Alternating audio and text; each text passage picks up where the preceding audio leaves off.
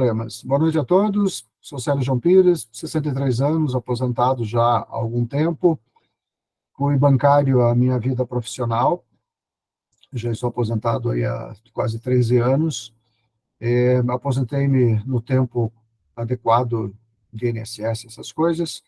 Eu poderia continuar trabalhando, ganhando mais, mas resolvi terminar meu projeto de pesquisa e fazer as publicações, senão a gente aprende e não compartilha. Eu cheguei à conclusão que é importante compartilhar o conhecimento, então acabei me dedicando às publicações. Publiquei um livro sobre o dilúvio, que é essa capa que vocês estão vendo aí na tela inicial. Ele me demandou cerca de 9 anos de horas trabalhadas de pesquisa e redação. É um livro bastante volumoso, eu gostei muito de fazê-lo. Estou fazendo uma revisão agora dos últimos 3 anos, que um grupo de amigos acadêmicos de várias especialidades resolveram fazer uma leitura crítica e sugerir melhorias e ampliação. Então, vai ser uma edição ampliada e revisada.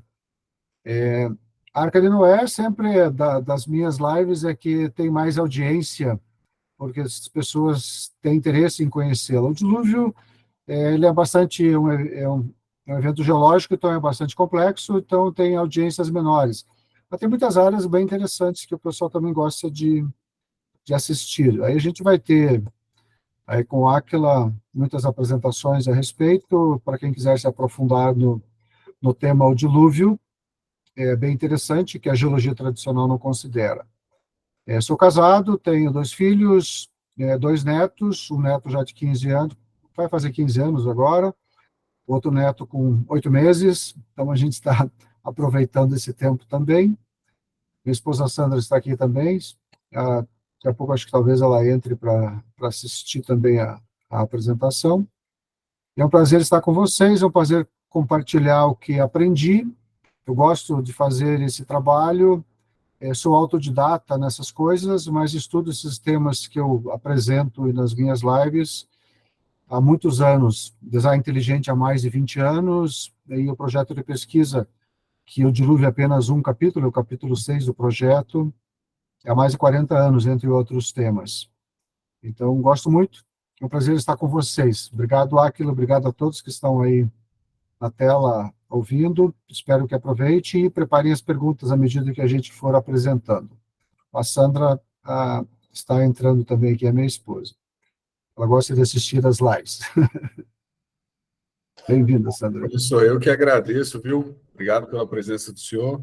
Só complementando, o professor Célio é uma das referências hoje no Brasil sobre o estudo do dilúvio, tem participado de alguns congressos lá do TDI também, a gente esteve junto no último, né, professor? Isso. E ele tem dedicado de uma forma bem espontânea auxiliar a gente com esse tema. E se você tiver alguma dúvida, pode mandar no campo de mensagens aqui do lado, que nos minutos finais a gente vai tentar tirar o máximo de dúvida possível. Tá bom? Professor, fica à vontade, pode compartilhar com a gente aí a apresentação do senhor.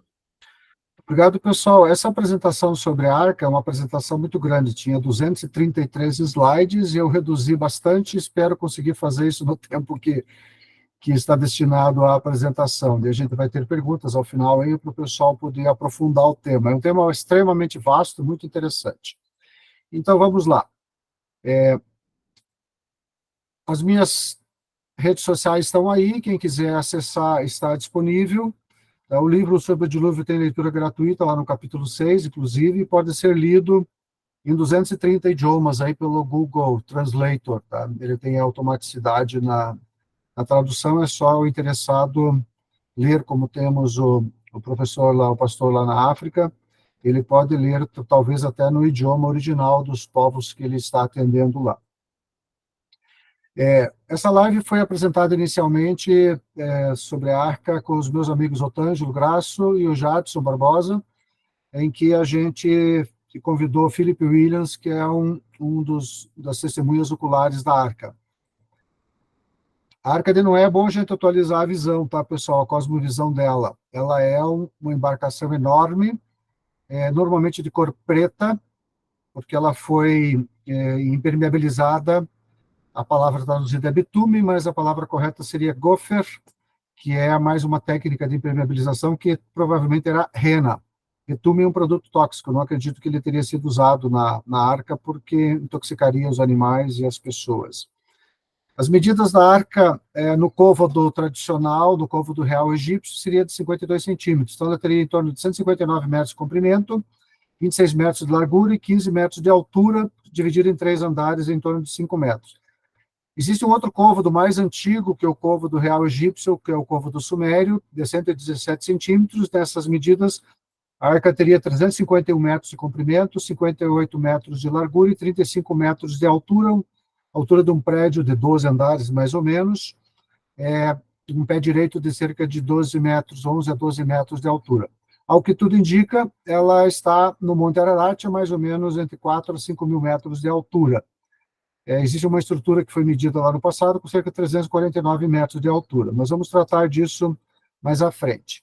As medidas, para quem não conhece, a arca que está lá na Bíblia, recomendo que vocês leiam lá no Gênesis 6, 7, 8 e 9, ela teria 300 côvados de comprimento por 50 por 30, dividido em 3 andares, e esses andares estariam divididos em compartimentos, baias, gaiolas e mezaninos, provavelmente. Ela foi impermeabilizada, as janelas tinham um côvado de altura para troca de ar e iluminação, tinha uma única porta lateral, e as proporções de comprimento e largura eram de 6 por 1. Típica de barcaças de transporte fluvial e de navios de transporte de carga. A engenharia naval não progrediu muito nesse aspecto. É o mais estável possível. Tinha lugares para armazenamento de água e comida. O prazo de construção deve ter ficado entre 75 e 120 anos. Nós não vamos ter tempo, talvez, aqui para abordarmos todos os detalhes. Os animais migraram para a arca, Noé não saiu buscando animal nenhum, eles migraram. Então, eles foram escolhidos por Deus, pessoalmente, para irem para a arca e sobreviverem. Foi levado água e alimento para todos os animais, para pelo menos 1 ano. Isso não cita na Bíblia o tempo que eles permaneceriam na arca, mas provavelmente Deus deve ter informado para Noé para ele poder levar alimento suficiente, porque ele não ficaria 1 semana, 1 mês ou 6 meses, ele ficou 377 dias. Temos aí uma aparência de estrutura que as pessoas imaginam que ela teria, você teria rampas para subir de um andar para outro, porque os animais precisariam de rampa, poucos animais sobem escadas, né? Aqui teríamos uma parte frontal, também de um desenho com a porta à esquerda, pode ver que os andares tinham mezaninos, então você poderia aproveitar a metragem cúbica da arca para armazenamento, tanto de animais quanto de alimentação.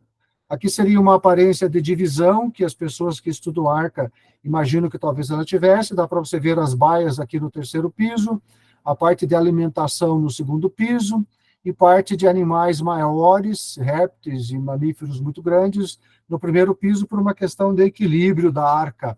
Então, imagina-se que ela teria toda uma distribuição adequada de peso para ela se manter estável. Na versão menor, que a gente diria dos 150 metros de comprimento, ela pesaria vazia cerca de 9.500 toneladas e carregada cerca de 28.000 toneladas, com um afundamento, como a gente chama, de cerca aí de 10 metros de profundidade, de calado de 10 metros. Aqui seria uma ideia da área de construção da arca, que Athanasius Kirchner desenhou e publicou, imaginando muitas pessoas transportando e trabalhando na construção dessa superestrutura, porque era uma superestrutura. Ela era muito grande. Comparativamente, se ela fosse do tamanho do côvado sumério, ou seja, 350 metros de comprimento, ela seria do comprimento do porta-aviões. Esse porta-aviões aqui tem 333 metros de comprimento, 76 metros de largura. O Symphony of the Seas, que é um transatlântico, tem 362 metros de comprimento, 47 metros de largura. Obviamente, eles são muito mais pesados do que a arca, porque são feitos de aço. Nas medidas menores, ela pesaria 9.000 toneladas vazias e poderia levar até 28.000 toneladas de carga. Nas medidas do côvado sumério, ela pesaria vazia 49.000 toneladas, tá? E isso baseado no peso de cipreste de 600 quilos por metro cúbico, no caso, desculpe, carvalho, tá? Madeira de carvalho. ela seria extremamente estável, segundo cálculos de engenharia. Esses cálculos foram feitos, tem artigos científicos para isso. No meu livro eu cito os artigos, tem alguns artigos para isso. Ela estaria na zona ideal de conforto, de máximo conforto, máxima estabilidade e máxima força para suportar as ondas. Tá? Então, estaria no ideal. Não seria o perfeito, mas seria o ideal. Ou seja, os animais e as pessoas não ficariam mareados com ondas de aí até 60 metros de altura, para vocês terem uma ideia. Tá? Aqui ela, por exemplo, ela poderia encostar o teto no nível do mar e ela não emborcaria, ela não faria o giro dentro do oceano, ela não emborcaria, ela não rolaria, né? Então, ela era extremamente estável pelo centro de gravidade dela. Esses foram os cálculos de engenharia que determinaram. Originalmente, calculou-se, nos estudos que eu fiz, que a Arca teria levado, não é ter levado entre 1.544 a 2.392 animais, baseado na questão de famílias. Famílias, lá na taxonomia da biologia, está acima de gênero, e gênero está acima de espécie. A espécie é uma variabilidade grande em relação ao tipo básico, que é o termo usado lá na Bíblia, min. Tá? Ele era um tipo mais básico que poderia reproduzir. Por exemplo, os cães de hoje em dia descendem de um animal, de um casal de animais que deu origem às raposas, aos chacais, ao cão doméstico, aos lobos. Ele era um animal diferente. Então, a variabilidade das raças aconteceram após o dilúvio. No projeto Arca Encontra, a gente vai ver aí para frente, ele teria mais animais. Eles fizeram um trabalho metodológico bastante aprofundado entre os animais extintos, os tipos básicos extintos e os tipos básicos vivos, de anfíbios, répteis, não mamíferos, pássaros, e os grupos vivos também, e chegaram a uma seguinte conclusão: teria 1.398 tipos básicos de animais trazidos, num total de 6.744 animais. Quem fez esse trabalho é aquele parque temático Arca Encounter, que fica lá no Kentucky. Paleontólogos e biólogos fizeram esse trabalho, comparando o registro fóssil com os animais vivos que tem hoje, ao nível de gênero, e chegaram a essas conclusões. E, baseado nessas conclusões, eles calcularam o tamanho de cada animal, o espaço físico que ele precisaria ter dentro da arca, mais o espaço de comida e água, e todos esses animais caberiam numa arca no tamanho menor, em torno de 150 a 160 metros, para vocês terem uma ideia.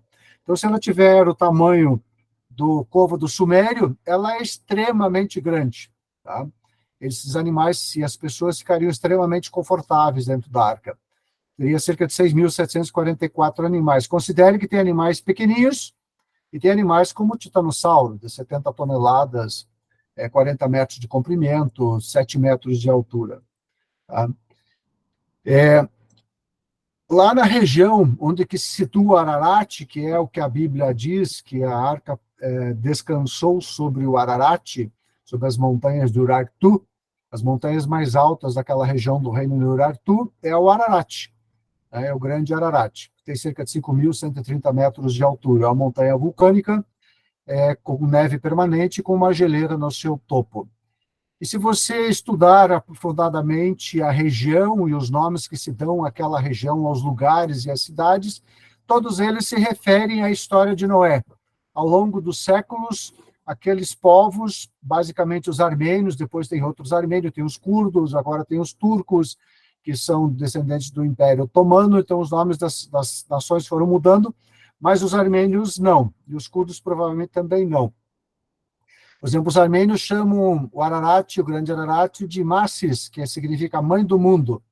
E na antiguidade, a Armênia chamava ele de Massis Leossar, que significa montanha da arca.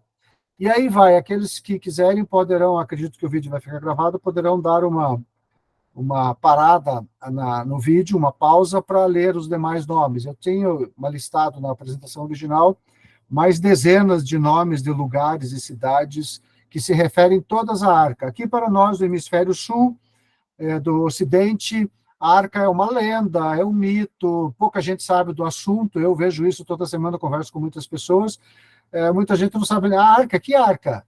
Arca da Aliança? Não, a Arca de Noé? As pessoas praticamente não fazem conta disso.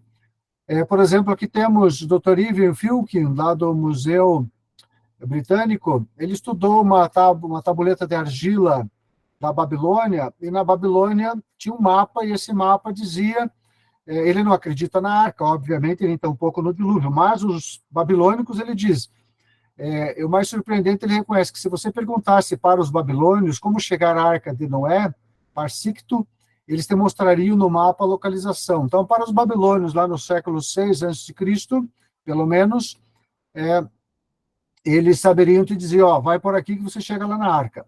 Tá? E era lá no Ararat. Aqui tem a tabuleta, para quem quiser, tem o vídeo do Dr. Irving Filkin, em que ele trata dos detalhes aí dessa tabuleta com o mapa do mundo da época lá da Babilônia, indicando a Arca de Noé, inclusive. Foi encontrado lá na montanha, lá no Ararat, numa caverna lá em cima da montanha, uma rocha que está à esquerda aqui, e essa esquerda tem esses desenhos que foram aumentados, foram ressaltados. E esse desenho conta a história que estava lá em cima, é como se fosse um pequeno resumo. Aqui nós temos um barco, temos aqui 3 filhos, um macho e uma fêmea, temos uma pessoa, temos aqui o nome do barco, temos aqui o símbolo de Deus, e tem uma tradução desse texto antigo, do proto-sumério, por causa do divino mistério revelado, do sabor do sacrifício aceito, o sacrifício de boi selvagem, carneiro, cordeiro e possivelmente pássaro, a aliança sacrificial, deu o arco-íris, deixe ir o homem e mulher e procriar e ser frutífero ou ter progênese. Tá? Essa seria a tradução em proto-sumério dessa inscrição antiguíssima, encontrada lá no Ararat. Você tem informações arqueológicas também, como a lista dos reis sumérios, que são a civilização mais antiga que nós temos, conhecida, e tem aqui um prisma chamado de Veldblum, em que ele lista os 10 reis antes do dilúvio. E, coincidentemente, Noé é o 10º patriarca anterior ao dilúvio. Tem os nomes aqui em grego e os nomes que estão aqui na história dos reis antediluvianos. Então, tem objetos arqueológicos que indicavam isso fora da Bíblia. Tá? Então, a gente tem relatos do dilúvio no mundo todo. Para quem não conhece, à direita aqui temos o grande Ararat e à esquerda o pequeno Ararat. Tá? E tem um imenso de um vale com muitas cidades aqui. O Ararat, em turco, seria Agridag. Ele tem 5.137 metros de altura. A Arca de Noé, por incrível que pareça, foi descoberta, pessoal. Boas notícias para quem tem interesse no tema. Tá? Sempre se falou, historicamente, quando eu comecei a fazer esse trabalho há muito tempo atrás, lá nos anos 2000, você não tinha essa informação porque isso não tinha acontecido. Você tinha informações históricas de observadores históricos, mas você não tinha maiores informações sobre isso. Já tinha encontrado pedaços de madeira, que a gente vai ver mais à frente, e em 2008, um curdo, um guia de escalada curdo, Ahmet Ertuğrul, conhecido pelo mundo todo como Parasut, ou paraquedas, ele já tem mais de 50 anos, pelo que me parece, ele levou uma equipe de pessoas de Hong Kong, chineses de Hong Kong, para visitar a Arca de Noé. Ele faz parte de uma família antiga que avós e bisavós e seus ancestrais todos conheciam a localização da arca lá na Turquia e a protegiam de saques e depredação. Então, lá no final do início do Império Otomano, eles resolveram proteger a arca porque estava muito belicoso aquela região e eles não queriam que os turcos otomanos destruíssem a arca ou saqueassem a arca.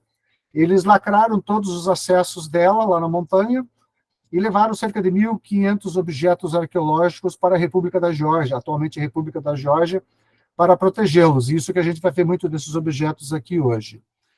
Foi uma equipe de visitar a arca lá em 2010, tá? Aliás, em 2009 e 2010 eles publicaram.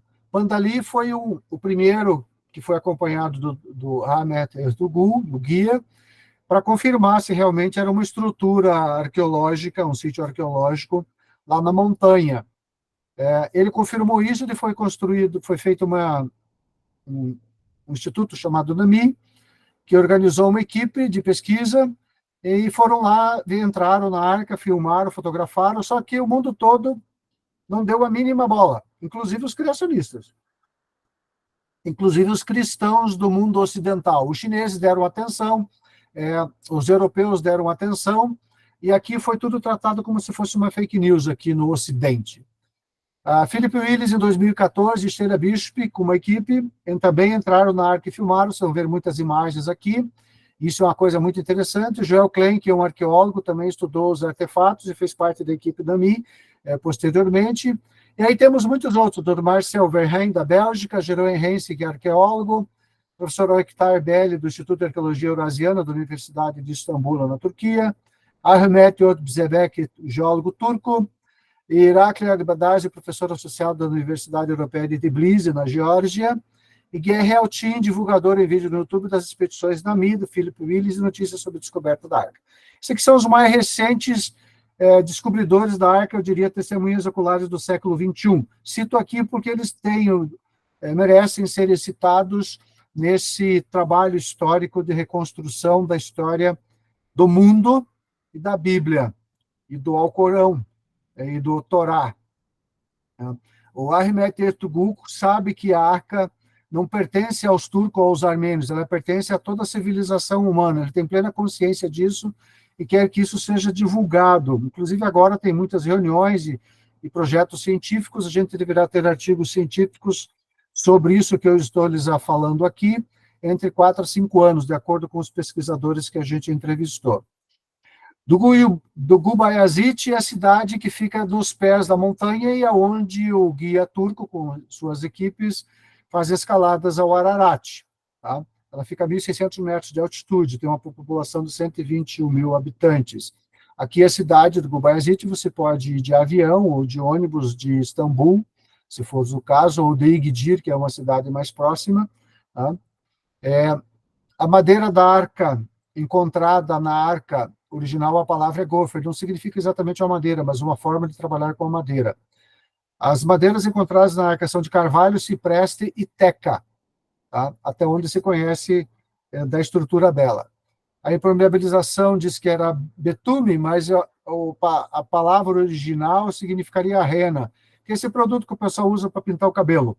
Ele é antifúngico, antibacteriano e tem um cheirinho agradável. Então, a arca, além de estar esterilizada contra essas coisas, ela seria adequado o cheiro lá dentro, salvo, é claro, os dejetos dos animais e humanos, eventualmente. Aqui temos um dos descobridores da arca, Fernando Navarra, um industrial francês, com o filho deles, retiraram uma viga de dentro de uma geleira. Ele fez 2 excursões e conseguiu tirar vigas lá de dentro. Essa viga era de carvalho, e estava parcialmente petrificada. Aqui está a foto do fundo da geleira onde ele retirou a madeira. Tá? E aqui o desenho feito de George Hagopian, entre 1908 e 1910, de parte da arca que saía de dentro da geleira e estava apoiada na borda de um cânion. Aqui as madeiras que Fernando Navarra trouxe de lá, é madeira trabalhada, lá de cima da montanha, cerca de 4.900 a 5.000 metros de altura. Aqui um documento sobre datação por radiocarbono que ele mandou fazer. Ela tem idade de cerca de 5.000 anos e parcialmente fossilizada. Tá? Aqui um desenho de uma expedição russa de 1917, que o czar russo soube da arca, mandou o exército ir lá estudar a arca, eles fizeram esse desenho. Foi a única coisa que sobrou da expedição, porque deu a Revolução Bolchevista nessa época. O czar e a família foram mortos e provavelmente muitas pessoas que foram lá também foram mortas. Isso foi o único desenho que sobrou. Aqui tem um mapa do exército americano que mostrava uma estrutura lá em cima da geleira. Tá? Ela estaria a cerca de 4.800 metros de altura. Ela, em 1840, deu um terremoto. Ela desceu a geleira, ficou uma parte a 3.960 metros, uma parte a 4.300 metros e outra parte a 4.065 metros de altura. Ela foi dividida em 3 pedaços, em 3 partes. Tá? Aqui seria mais ou menos onde ela estaria originalmente, lá no Monte Ararat. Aqui, Alfred Lee entrevistou Ed Davis, que foi uma das testemunhas oculares da Arca em 1987. Ele esteve lá entre 1906 e 1904 e 1906, e ele desenhou, Alfred Lee fez o desenho que Ed Davis relatou para ele. Ela estava numa posição original numa parte mais elevada, escorregou e partiu-se em duas, que esse é o desenho que está à esquerda. Aqui temos um mapa mais adequado sobre isso, mais recente, que mostra as duas partes da arca quebradas. Tá? Uma parte dela está, então, a principal a 3.900 metros de altura, a outra a 4.700 metros de altura, ambas acima da linha de neve, isso, altura acima do nível do mar. Né? Ela está embaixo de camadas de rochas e pedregulhos vulcânicos, além de uma camada glacial com cerca de 8 metros de espessura, ela está enterrada no chão. Tá?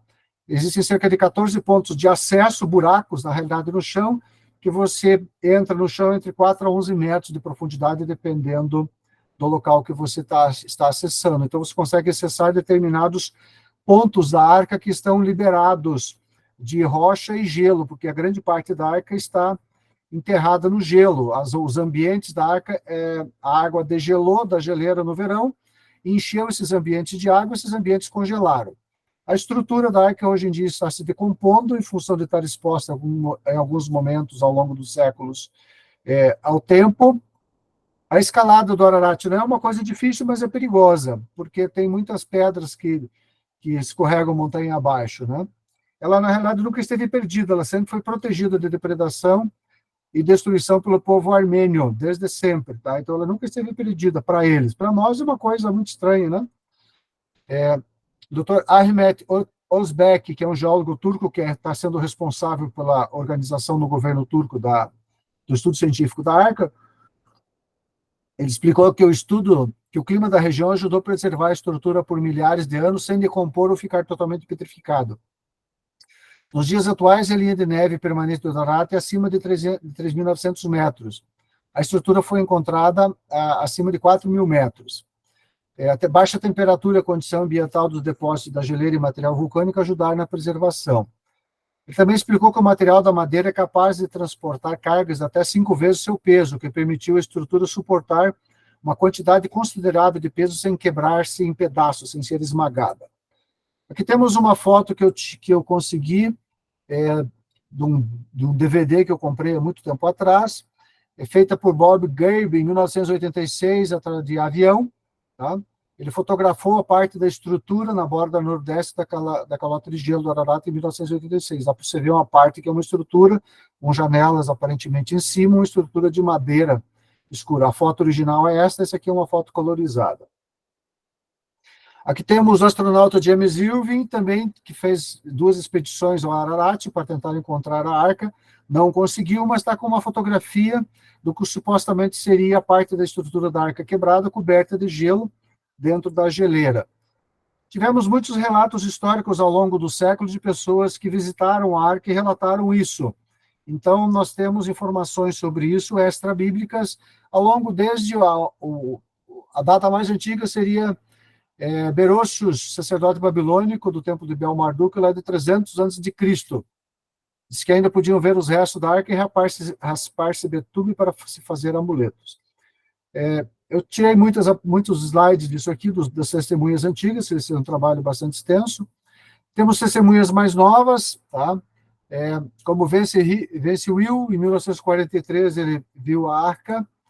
Temos outro aqui, Ed Belling, da Força Aérea Americana, também viu. Ron Bennett, o fotógrafo da UPI, que trabalhava no avião presidencial dos Estados Unidos, do Força Aérea 1, durante os governos do Nixon, Reagan e Jimmy Carter. Uma vez que estavam voltando da Polônia para o Irã, sobrevoando a região do Ararat, ele pôde avistar a Arca de Noé. Tá? As pessoas também lá viram. Ed Belling também trata disso, ele viu a arca de cima para baixo, dentro da montanha, enterrada na montanha. Aqui é um despenhadeiro, aqui um outro despenhadeiro, ela está nessa parte aqui. Eu não vou entrar nos detalhes aqui, porque a gente não vai ter o tempo suficiente. Aqui tem Ahmet Ali Arslan, que também era guia de escalada no Ararat, levou Fernando de Navarra, levou James Irving, ele também viu a arca. Ed Davis, também em 1943, que era sargento do Corpo de Engenheiros do Exército em Ramadã, ele também foi levado lá para conhecer a arca. Aqui ele fez esse desenho, quem fez foi Alfred Lee, e as histórias todas, na verdade, essa apresentação dura quase 3 horas, tá, pessoal? Eu estou fazendo mais rápida. Aqui ele sendo entrevistado, e aqui Alfred Lee fazendo os desenhos pela memória do Ed Davis, né? Também fotos de satélites mostraram essa estrutura saindo do dentro do gelo com 25 metros de largura. Considera-se que era um objeto real, que não era uma estrutura de rocha. Quem fez a análise disso aqui, ela foi fotografada pelo satélite francês Spot, e Michael Holman, que faz análise de imagem de satélite, diz que isso aqui realmente é uma estrutura dentro da geleira, e ela está no lugar em que realmente ela se encontra atualmente. Tá? Dr. Randall Juncker, que é professor de Arqueologia e Histórias de Antiguidade, diretor do Biblical and Ancient Próximo Oeste Arqueológico da Andrews University, também esteve lá e estudou muito esse tema sobre a Arca e considera que realmente ela está lá na montanha. Então, são arqueólogos muito recentes que estiveram lá. Ele disse assim, ó, acho que essa descoberta pode ser muito importante. Eu não tinha prestado muita atenção a ela antes, na verdade estava cético.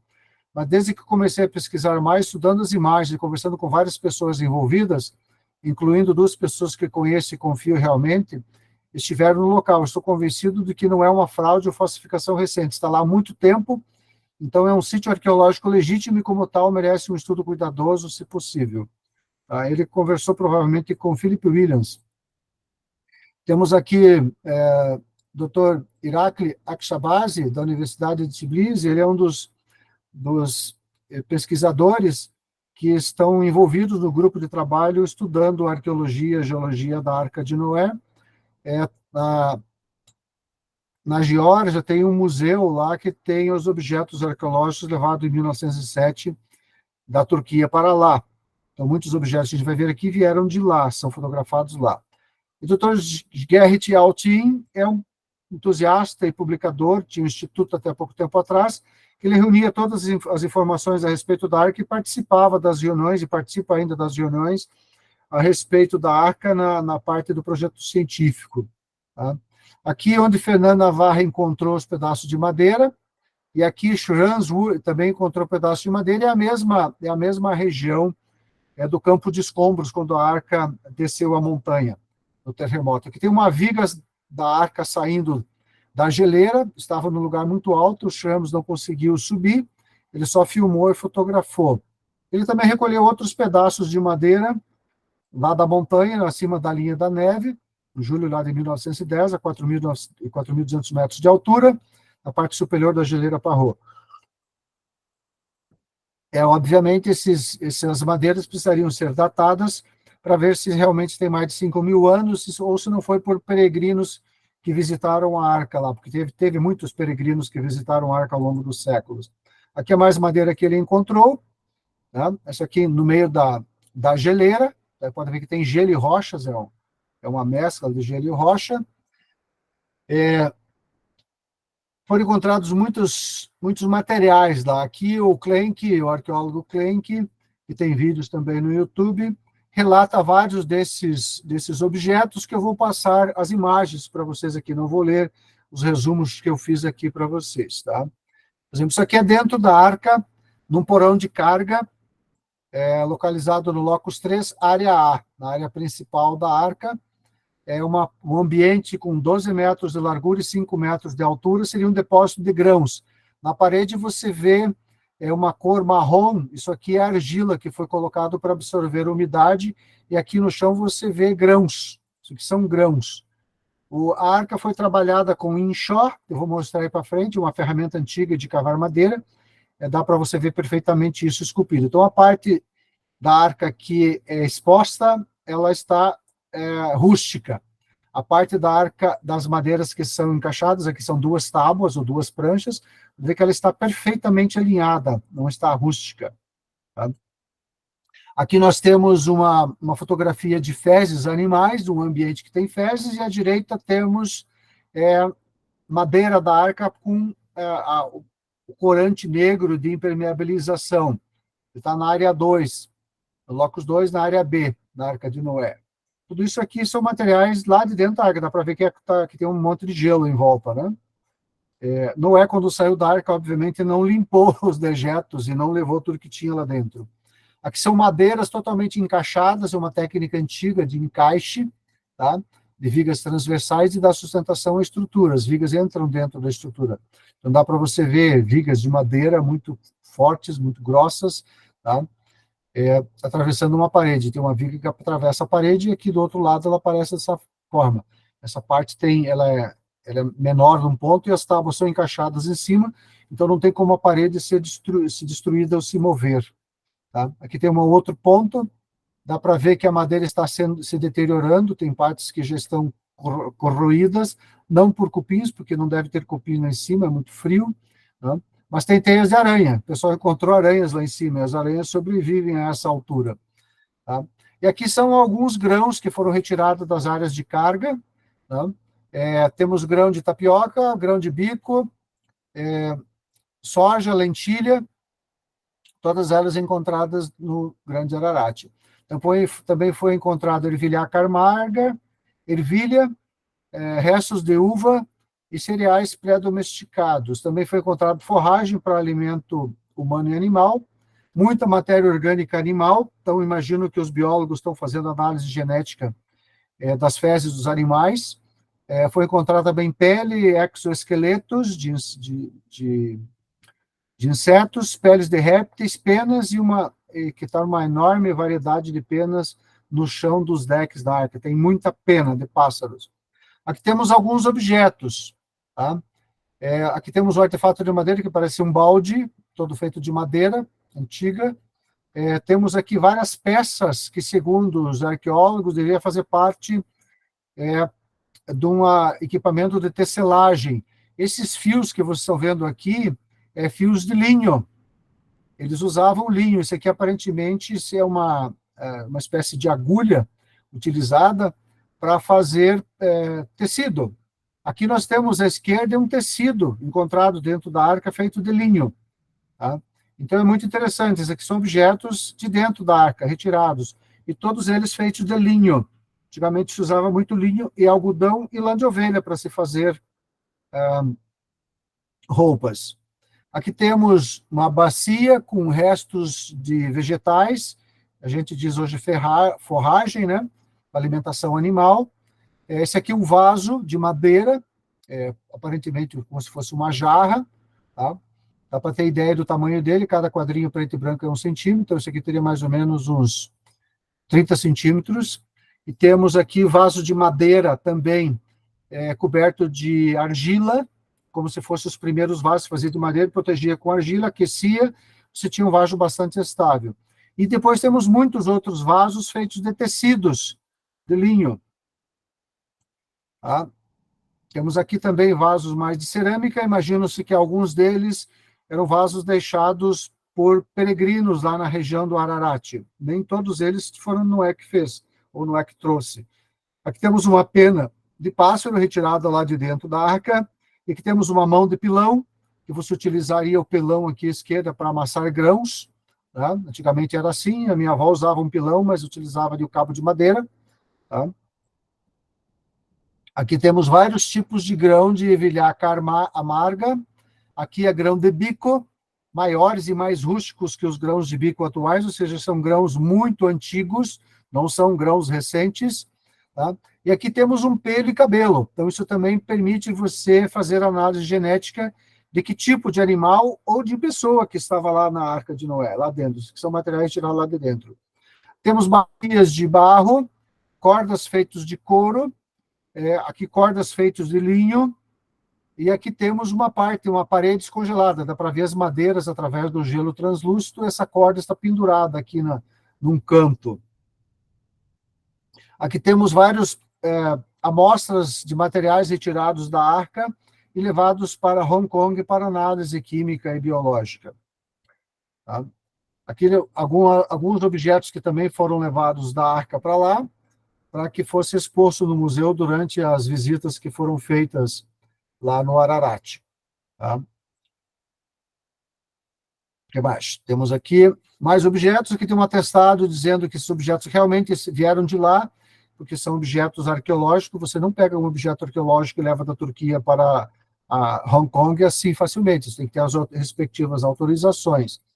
Aqui uma imagem que reúne vários objetos encontrados na arca, tecidos de linho, Aqui é linho, esses fios brancos aqui são linho, então você usava, desfiava o linho, que é de uma planta, né?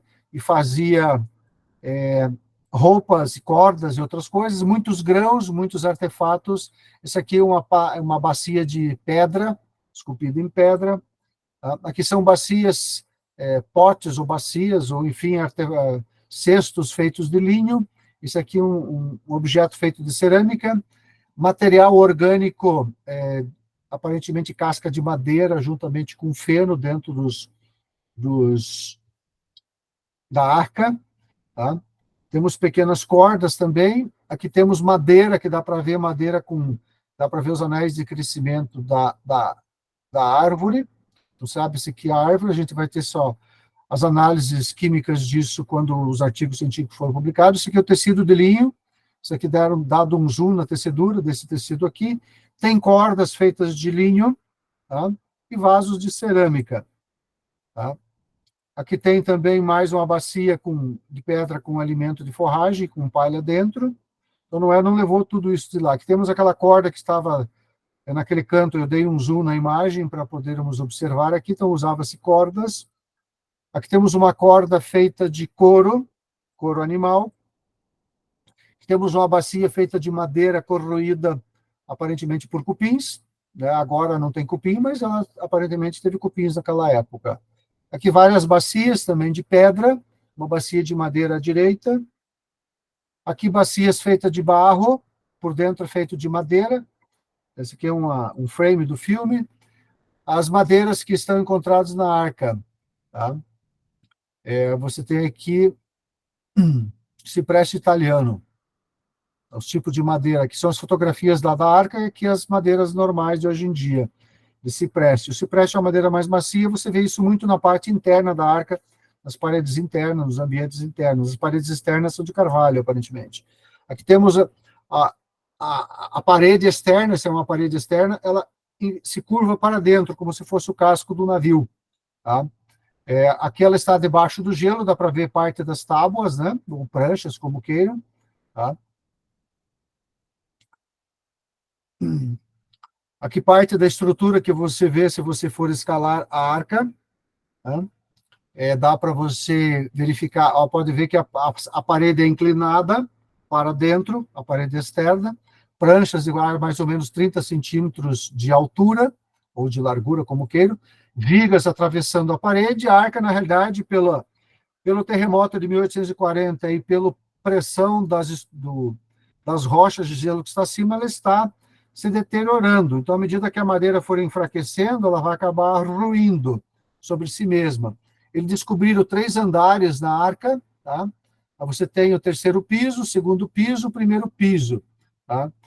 Só que aqui você está rompido, então você está tendo uma foto mostrando os 3 andares de um determinado ponto lá da arca. E tem muitas vigas, obviamente as vigas estão todas fora das suas localizações originais, em função do fato a arca ter sido rompida naquele terremoto. Aqui são madeiras que você olha de uma janela externa, olhando para dentro da arca. Lá ao fundo dá para você ver uma parte interna dela. Aqui temos outra parte do casco externo. Dá para você ver que há uma fenda na lateral entre o casco e o piso. Eles estão no deck inferior. Tá? Então dá para ver que tinha um espaço abaixo. Então você tem outros andares ou outros mezaninos. Na realidade, você não tem ainda uma análise da estrutura dela inteira, porque só conseguiram acessar determinados pontos. Dá para você ver que os fungos estão comendo parte da parede, isso aqui é fungo. Aqui é dito que é petróleo, como selante, betumen, mas na realidade nós não temos análise química ainda desse material para saber se isso é petróleo, se isso aqui é rena, ou outro material impermeabilizante. Tá? Aqui temos uma área externa da arca e como é que eles encontram. Lá em 1907, eles lacraram esses acessos. Isso aqui é argila. Então, se você tirar a argila daqui, você vai achar um buraco, tá? E esse buraco vai dar acesso à arca. Então, os escaladores e os guias, e o Ahmet Ertuğrul, que conhece esses lugares, foi ele que encontrou a arca, ele tem lugares que ele pode acessar com os cientistas no futuro ainda. O Alcorão diz que a arca está lá na montanha mais alta daquela região, que é o Grande Ararat. Eles chamam de Al-Judi, o mais alto. Tá? Aqui dá para ver a madeira da arca se decompondo, ela está apodrecendo, as partes mais macias estão apodrecendo porque está sendo exposta ao tempo. Aqui nós temos uma coisa muito interessante que eles descobriram, o casco da arca era de parede dupla. Ela tinha duas paredes, uma parede externa e uma parede interna. E entre uma parede e outra você tinha pedregulhos. Esse pedregulho era lastro, que foi agregado às paredes da arca para dar estabilidade à estrutura. Ele vai de um lado ao outro da arca em relação ao comprimento. Tá? Esses pedregulhos apareceram, que a parede rachou, os pedregulhos apareceram. Tem uma parede externa aqui, além dessas pedras. Isso aqui é um grande depósito de grãos. Tá? Os troncos das árvores foram envolvidos em linhos ou cordas de linho para absorver a umidade, e por cima disso foi colocado argila. E aqui ao fundo dá para você ver vários tipos de grãos, que são grãos que estão no fundo. Aqui é o descobridor da arca lá em 2008, o Ahmet Ertuğrul, chamado também apelidado de Parasuti. Tá? É um sujeito muito responsável, ele leva os guias lá para fazer visita, mas nem todo mundo ele leva na arca. Tá? Então, para você fazer uma escavação arqueológica na arca, ele não leva, porque precisa das autorizações pertinentes do governo turco, que está responsável lá pelo sítio arqueológico. Inclusive, montou um batalhão do exército há pouco tempo, justamente para vigiar os acessos ao Ararat, bem como o Ararat é vigiado por drones, para evitar roubos e depredação da arca. Aqui tem duas entrevistas que foram feitas com ele, em 2019, esse hotel aqui à esquerda, ele que faz, ele é um empresário local, né, mas é também guia, então ele organiza as excursões para visitar o Ararat e visitar a arca. Né. Ele é fundador do Gubayazit Fé e Turismo, Desenvolvimento e Pesquisa Associados, lá da Arca de Noé. Ele participa de todos os eventos científicos da arca, eu não vou apresentar eles aqui, mas tem na minha apresentação original, tem vários eventos, eles fazem eventos científicos lá na Turquia, atualmente foi na Universidade de Igdir, que fica ali próximo. Cientistas de todo mundo vão lá discutir a respeito da arca os próximos passos do planejamento das expedições científicas. Aqui ele está com a equipe chinesa, lá em 2008, tá? A primeira expedição feita, ele encontrou ela em julho de 2008 e fizeram a expedição em 2009. Tá? Então, eles escalaram a montanha e entraram em vários lugares e filmaram. O documentário desse filme está no meu canal. A equipe chinesa autoriza a distribuição do vídeo para que as pessoas conheçam. Isso aqui foi a expedição que eles foram em Pequim para fazer a apresentação da descoberta da arca. Então, os chineses sabem que a arca existe, os brasileiros não sabem que a arca existe ainda. Tá? Aqui é o professor Oktay Belli, à esquerda, do Instituto de Arqueologia Eurasiana da Universidade de Istambul, é um dos coordenadores do projeto de pesquisa científico da Arca de Noé, lá na montanha do Ararat. Então, aqui é muito interessante que aqui a gente nem sabe disso, mas lá o pessoal está estudando adequadamente a Arca de Noé. Vamos ver quanto tempo nós estamos aí de apresentação. Temos aqui amostras de grãos lá da arca, de linho, de uva. Tá? Aqui temos folhas de ervilhaca. Aqui à esquerda nós temos gengibre, resto de gengibre. Então dá para ter uma ideia do tipo de alimentação utilizado lá. Aqui temos cordas à esquerda, as cordas mais finas à direita, linho. Tá? Tudo isso aqui já foi estudado arqueologicamente e o Dr. Joel Klenk é que disponibiliza isso no seu site, lá no seu canal no YouTube. Aqui nós temos uma madeira impermeabilizada e uma madeira não impermeabilizada, ou seja, Noé não impermeabilizou toda a arca, algumas madeiras não foram impermeabilizadas. Tá?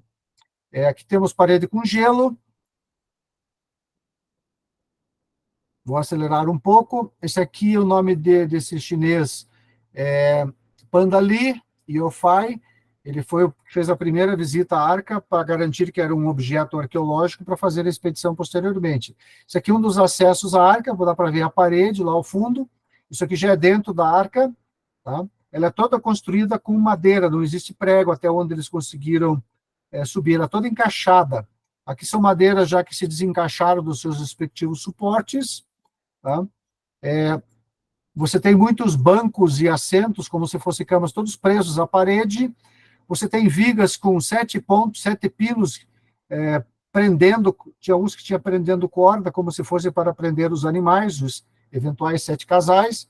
Aqui temos um depósito muito grande para grãos, temos teia de aranha, eles encontraram aranha realmente lá, resto de grãos e pallets. Aparentemente, eles esmagaram os grãos de alguns tipos e fizeram pequenas bolinhas como se fosse uma ração. Tá? Você entra na arca através de rapel. Aqui, a Hamet Eshugul está passando do ambiente outro para a arca, dá para você ver que temos ainda feno, ou capim, ou grama, ou palha, ou forragem, como queira, para alimentação animal. As escadas internas de alguns ambientes eram escavadas na madeira, como essa aqui, tá? À esquerda. Tá? Aqui são áreas todas congeladas de parede, dá para você ver pedaços de madeira congelados ou saindo da parede, que temos também uma viga. Objetos lá dentro da área de grãos. Aqui a parte de grãos, essa corda aqui é do rapel, porque eles tiveram que descer pela parede, tem 5 metros de altura. É o depósito de alimentos lá de dentro da arca. Tá? As paredes são de carvalho, cipreste e teca. Daí, dependendo do lugar, é carvalho, principalmente a parte externa, cipreste e teca na parte mais interna. Pode ver que tem uma terra entrando para dentro da arca quando ela está quebrada.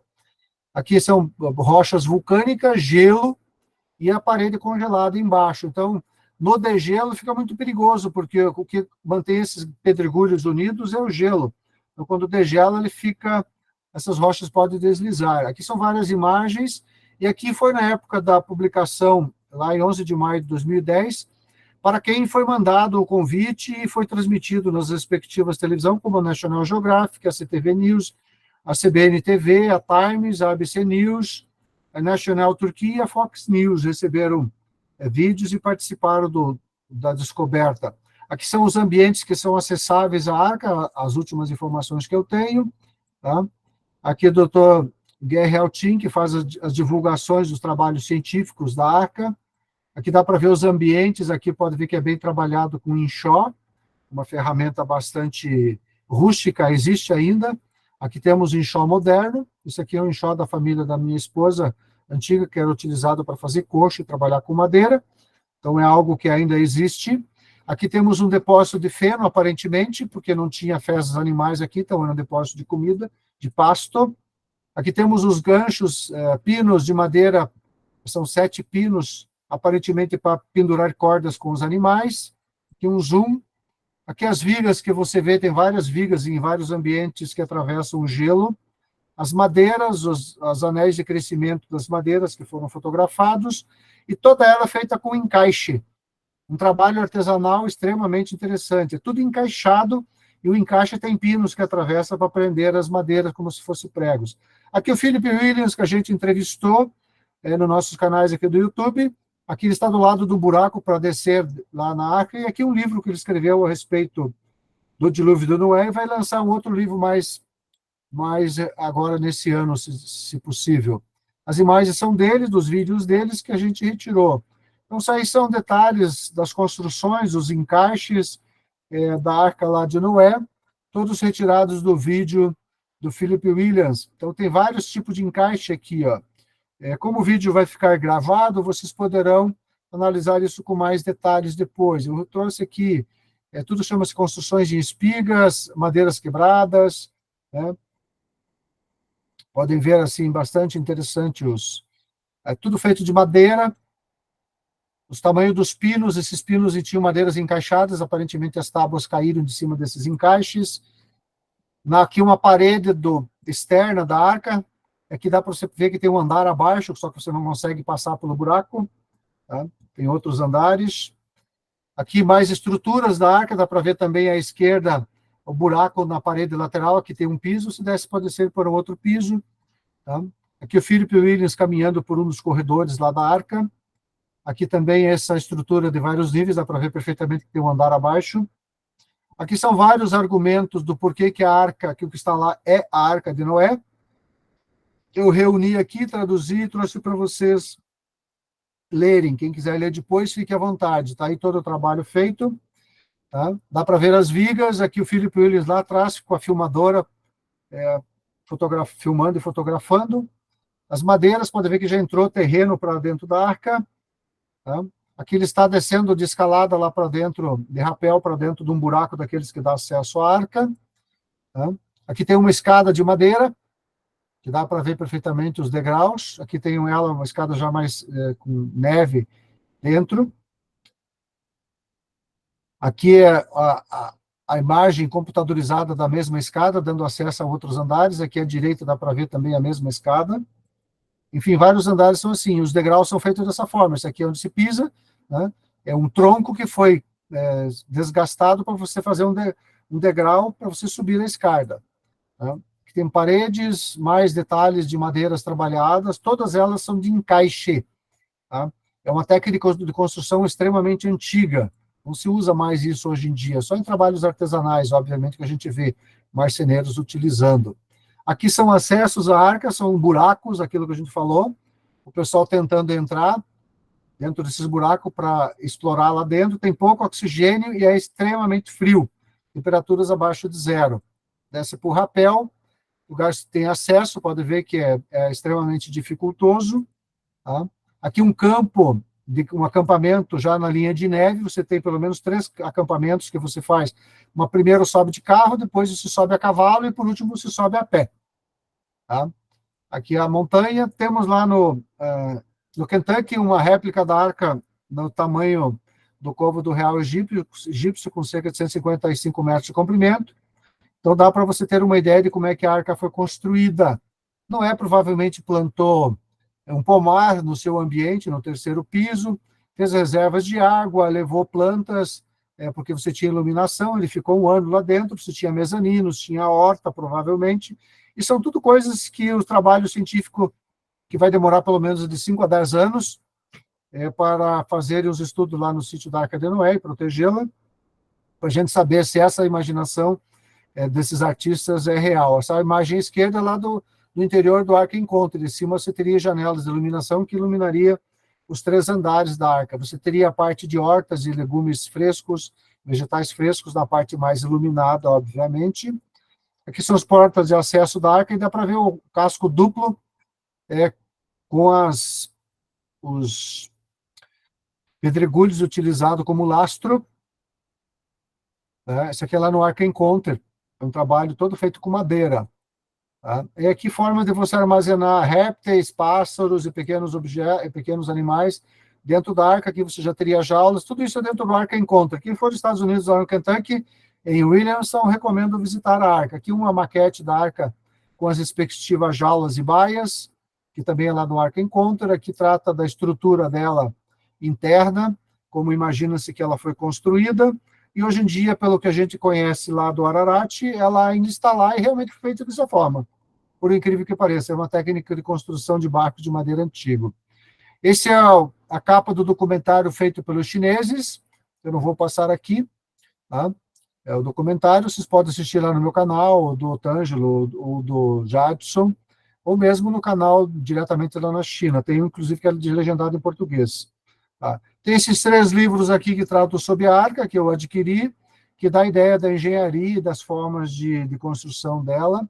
Tem meu livro sobre o dilúvio à esquerda, A Grande Extinção em Massa, do Dr. Nahor, que é um geólogo, as evidências e implicações da maior tragédia ambiental da história da Terra, e o Dilúvio em Gênesis, do Dr. Adalto Lourenço, já falecido, que deverá ser reeditado pela família, esperamos logo. Tá? No meu site tem muitas informações que vocês podem acessar, né? Os canais amigos que convidam para a gente fazer palestras. Agradeço muito a divulgação desse tema, não só da Arca, mas também do dilúvio e de outros. Agradeço muito esse pessoal. Encerramos por aqui. Aquila, podemos encerrar a apresentação agora. Tá?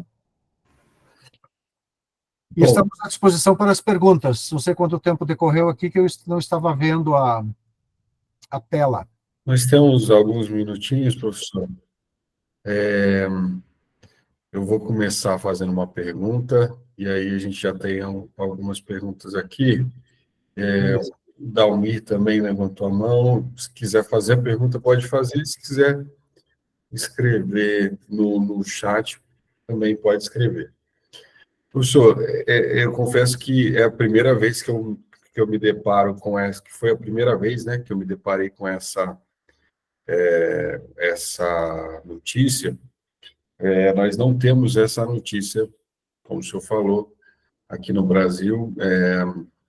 Eu lembro que eu acessei há um tempo atrás, há um ano atrás, uma notícia dos maiores veículos aqui no Brasil, da Globo, Terra, UOL, de uma universidade da Turquia que estava fazendo um estudo no Monte Ararat, numa forma que era da Arca, né? Mas, pelo que me parece, não é o mesmo lugar. Estou certo? Parece que existe uma... Na realidade, muitos criacionistas bíblicos acham que é o Monte do Urupinar, que fica a 29 quilômetros de distância do Ararat, na mesma região, obviamente, que parece um barco. Tem uma forma de um barco. Eu até tinha, na minha apresentação original, eu tinha essas informações, mas aqui eu tive que retirar muitos slides. Considera-se que aqueles talvez fosse a Arca de Noé. Até pode ter sido o primeiro ambiente de moradia da família de Noé, ou dos seus descendentes, eventualmente, uma vez que aquilo já está a cerca de 1.600 metros de altura, então já seria uma zona habitável, porque o Ararat é uma zona inabitável. Está acima da linha de neve, onde estaria a arca, nem animais, nem pessoas sobreviveriam lá morando. Não é isso, tá? A arca realmente está no Ararat, não é no pé do Ararat, é dentro da geleira a mais de 4.000 metros de altura, tá? Quebrada em 3 pedaços. Então, ali se desconfia, então, que foi o lugar da construção da arca? Não, porque, na verdade, o dilúvio do mundo antediluviano nada sobrou, tá? O Ararat é uma montanha vulcânica criada no dilúvio. No dilúvio aconteceu um vulcanismo inimaginável. Milhares de vulcões entraram em erupções, supervulcões, enfim. A gente pode tratar disso em outra live. Só que quando Noé aportou lá, o Ararat já estava inativo, como o pequeno Ararat, que também é um vulcão. Já estava inativo e continua inativo nesses últimos 5.000 anos. O que acontece é que, às vezes, dá terremotos naquela região. Esse terremoto em 1840 destruiu uma cidade, mosteiros, matou um monte de gente e acabou quebrando a arca em pedaços. Até então, ela estava inteiriça no topo da montanha, dentro da geleira. Então, as pessoas viam a arca nos verões muito quentes. A arca, na realidade, calcula-se que ela, pelo tempo de viagem, 1 ano, pelo movimento das ondas e marés, etc., calcula-se que ela foi construída numa área em torno de 4.000 quilômetros de raio, baseado no Ararat, 4.000 quilômetros de distância. Então, você teria um círculo de mais ou menos 8.000 quilômetros com Ararat ao centro, que ela não foi feito um barco para navegação, ela simplesmente andava pelas ondas, né? Então, pela deriva da maré, das marés do mundo, pela rotação da Terra, etc., calcula-se que ela tenha sido construída a cerca de 4.000 quilômetros mais distante dali. Entendi. Bom, tem algumas perguntas aqui, eu vou ler. Vamos lá, não tenho pressa, tá? Professor Júnior falou, boa noite, professor Célio, o dilúvio foi total ou parcial? Planetário em escala global, cobriu toda a Terra, destruiu todo o solo e corroeu a rocha granítica original e talvez basáltica também, daquela semana da criação. Nada daquilo sobrou. Tudo que nós vemos hoje no mundo são rochas sedimentares da presença de água, e no seu interior tem os fósseis, restos fósseis de muitos animais. O dilúvio foi global, tá? Não sobrou nada dele, tanto é que as próprias aves foram trazidas para a arca, porque elas não sobreviveriam fora da arca, porque não teria lugares para elas sentarem, elas morreriam afogadas se não tivessem trazido na arca. Não há, no trabalho que eu fiz, eu estudei sobre isso, muitas teorias de dilúvios regionais, mas não se sustentam de maneira nenhuma. Nós tivemos catástrofes regionais, sim, muito grandes, algumas em escala continental, mas o dilúvio foi global. Tá? Tudo isso é catástrofes posteriores ao dilúvio. A segunda pergunta que eu acho que é uma brincadeira do Júnior, se eu conheço ele. A Terra era plana até o dilúvio e após o dilúvio se tornou curva. A gente fez um trabalho já há algum tempo atrás, vários criacionistas bíblicos. A gente teve uma época de muita discussão, porque teve muita divulgação na imprensa dos terraplanistas brasileiros, youtubers terraplanistas. Tá? Aí um amigo nosso, o Eduardo Lutz, fez um trabalho. Ele assistiu o trabalho de assistir os vídeos dos principais terraplanistas brasileiros e americanos, ver os argumentos que eles tinham, e ele é um físico. Eu diria que ele é um gênio até. E ele fez um artigo de 118 páginas contestando cada um dos argumentos apresentados pelos terraplanistas sob a ótica da física, da matemática, tá? De tal forma que esse assunto, para mim e para nós, encerrou-se.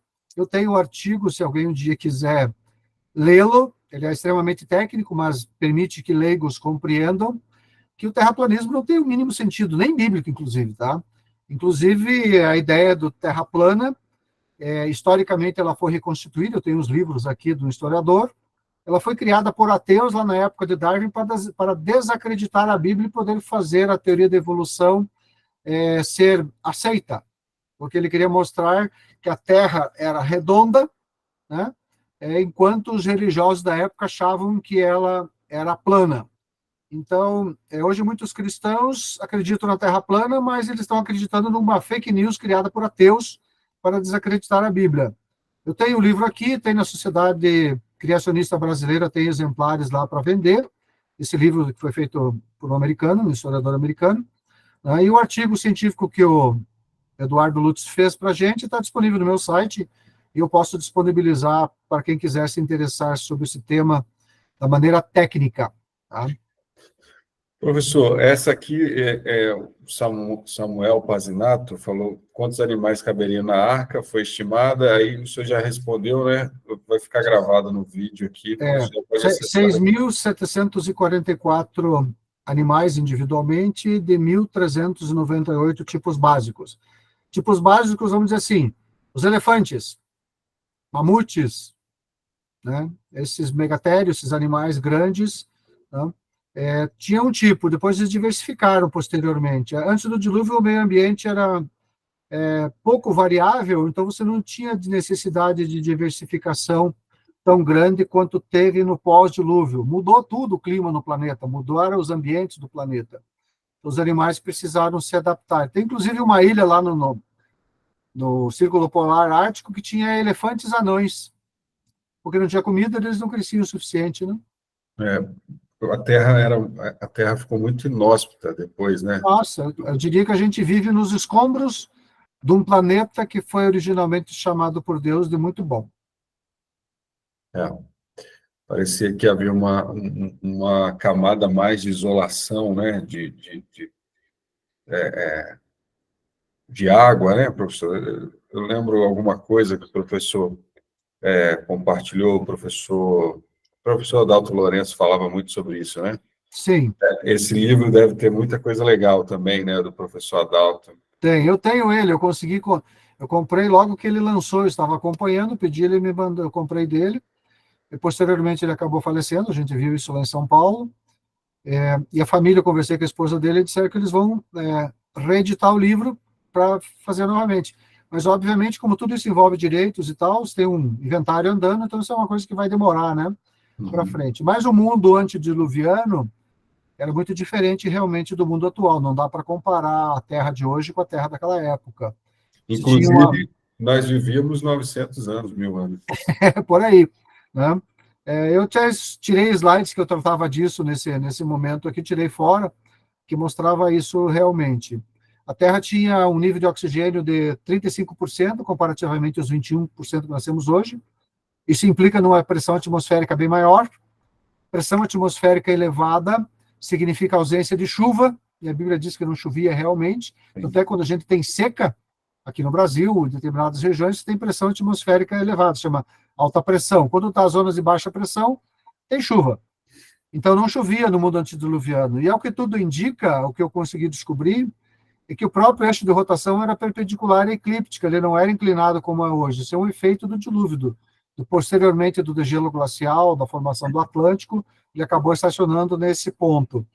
E a Bíblia também destaca que após o dilúvio haveria verão e inverno, coisa que significa que antes não tinha verão e inverno, era um clima tropical e semitropical.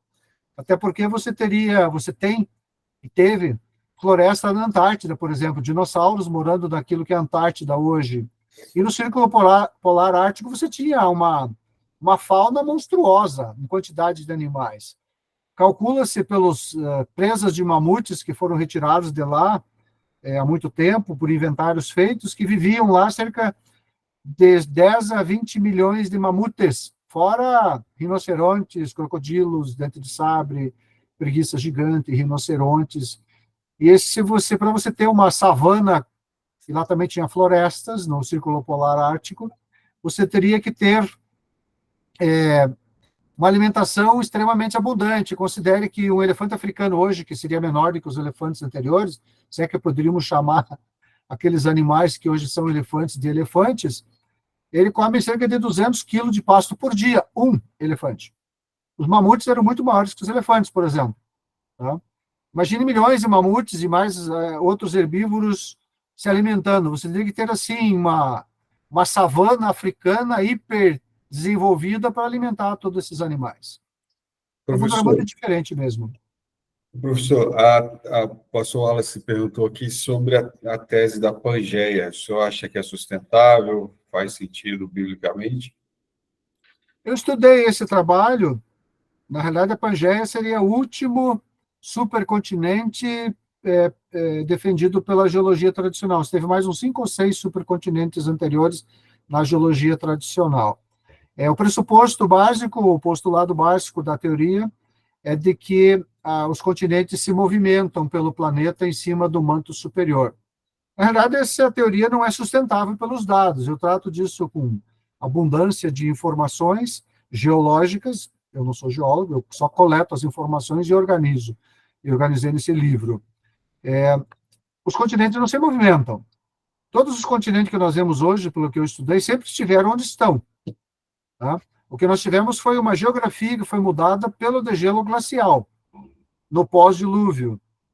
Muitas vastas áreas de terra do planeta afundou no manto. Com isso, as águas se espalharam em cima dessas regiões.